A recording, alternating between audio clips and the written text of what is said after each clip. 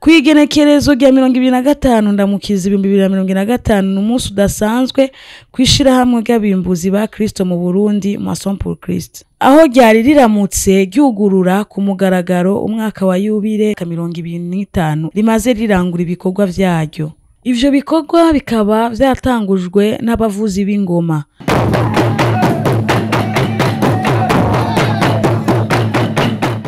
Urongo y'abimbuzi yeretse abashitsi ibikorwa vy'iryo shirahamwe rimaze kurangura muri imyaka 2025 iheze. Dr Barantota Victor aserukiye ishirahamwe imbere y'amategeko akaba yashimiye abitavye urwo rubanza bose. Bashitsi batumire bahire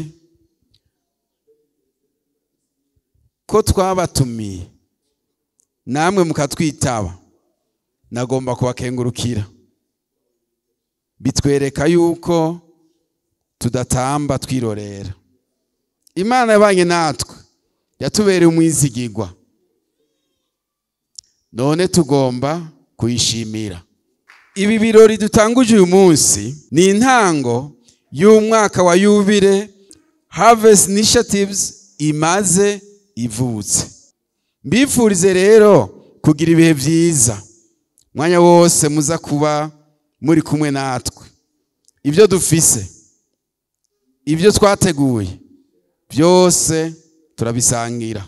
Pastor Onesphore Manirakiza arongoye inama nkuru y'ishirahamwe akaba yashinze inahe ingene ishirahamwe ryatanguye bitoroshe. Ndiko ndibuka ingena twatanguye mu mwaka wa 2000 turi muri kaminuza tugatangura gusenga twiyumvira ikanguro mu ishengero, twiyumvira nivuga butumwa mu buryo bwagutse. Abagenzi bacu baraduteye intege ngo tubireke, baratubwira ko ibyo bintu tugira tuvuge tukore bitumvikana kandi ataho bizoshika. Ndibuka abantu twagiranye inama gushika saa 7 y'ijoro bagerageza kutwemeza yuko twagumutse ibyo tuvuga atari ivyo.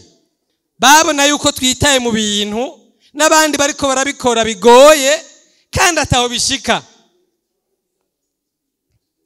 Abo twabwira ijambo ry'Imana tumaze gutangura ibikorane batumvirije baravuga bati ivyo bintu muvuga vyari vyo iyaba vyari bivuzwe n'abantu bakuze kandi bagaragara ko hari ikintu bashoboye.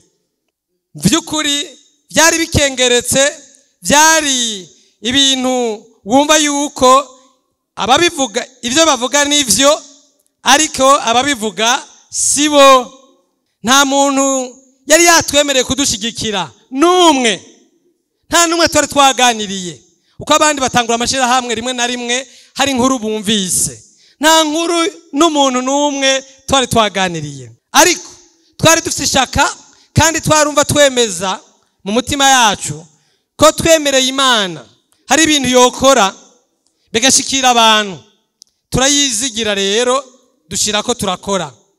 Harvest Initiatives ariyo Moisson pour Christ yahavuye ikura, hanyuma ishikira abantu benshi barizeye Yesu umwami n'umukiza wabo biciye mu ivuga butumwa ry'abimbuzi ba Kristo. Umurongozi w'ishirahamwe ry'abimbuzi ba Kristo Donatien akaba yashikirije ibikorwa ishirahamwe ry'abimbuzi ririko rirarangura mu gihugu.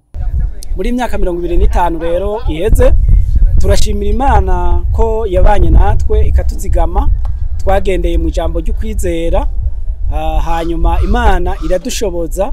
Harabaye ibintu bitari bike kandi harabaye impinduka. Icambere no vuga ni icuko umuryango w'abimbuzi ba Kristo warakuze, hamukuze mu bisanzwe by'iterambere ry'igihugu warahaye akaza abantu batari bake.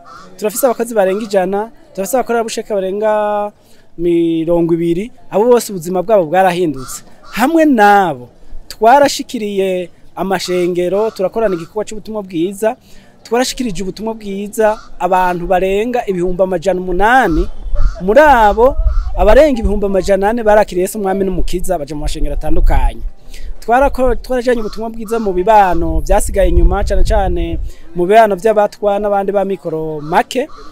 Imiryango 636 niyo twakoranye mu ntara 4 mu makomini 9. hamwe rero n'ivyo ubuzima bwabo bwarahindutse. Abantu batizera Imana barizera Imana, abativuza bagendera mu bigirwamana barabiheba baraja kwivuza kwa muganga. Abantu bari batunzwe n'umwuga umwe wo kubumba barigishwa baramenya gukoresha yabo maboko, barahindura inyifato canke barahindura ivyiyumviro, barakura amaboko mu mpuzu barakora nk'abandi.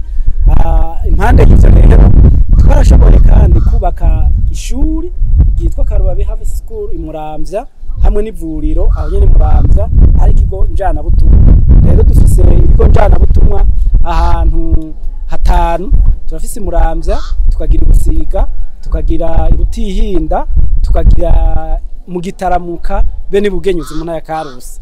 Rero turiko turabona impinduka ikomeye mu buzima bw'abantu, mu kibano no mw'ishengero, ndetse aho abakozi b'Imana bariko baratahura yuko igikorwa civuga butumwa n'ikijana butumwa ari ibintu bidakorerwa hagati mu mpome zine. Abashikiriwe n'ibikorwa vy'ishirahamwe bakaba banezerejwe n'ibikorwa vyaryo. Akajambo mbono barira mwaso ku rwego rw'igihugu n'izindi ntara zose boshobora kugendera ubutumwa butarashika, nakajambo kuko boshobora kwamamaza nkuko bamamaje aho ndi aho bansanze, kuko hariho abatwa bakiri inyuma bataramenya itahura ry'ijambo ry'Imana, bataramenya itahura ry'amaboko yabo ko ashobora kubaha ibizobabeshaho mu buryo bwo kurima nk'abandi.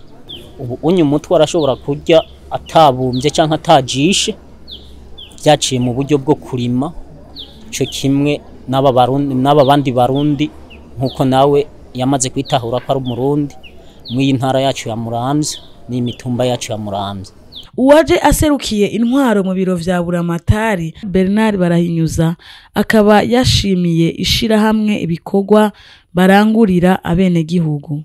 Kwizina rya nyakubahwa Buramatari yandungitse yantumye mu ijambo yantekereye ngo abipfurije yubire nziza mwese abo ngaha n'abafatiriwe. Ndashimiye Moisson pour Christ kuko yarabaye umunyu yongera ibitara, kandi yabaye umunyu udasosa, yabaye umunyu usosa, kuko iyo udasosa baba utaye kera, kandi yabaye umuco utarihe utubitse ku mubehe.